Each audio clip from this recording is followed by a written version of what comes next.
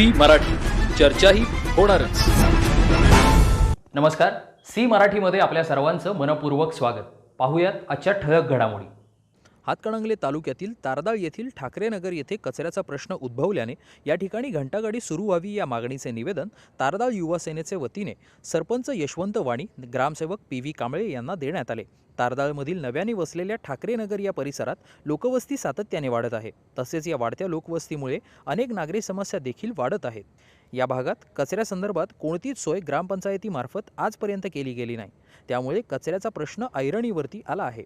यामुळे या भागात कचरा उठाव करण्यासाठी घंटागाडी सुरू व्हावी या मागणीचे निवेदन देण्यात आले. यावेळी शिवसेना शहर प्रमुख सतीश खोचरे, युवा सेना शहर अधिकारी सचिन भोसले, उपशहर प्रमुख उदय कोळी, विशाल पवार, सागर नाईक, बबलू कोळी, योगेश वाणी, अक्षय चौगुले आदी उपस्थित होते. सी मराठीसाठी तारदाळहून प्रमोद परीट.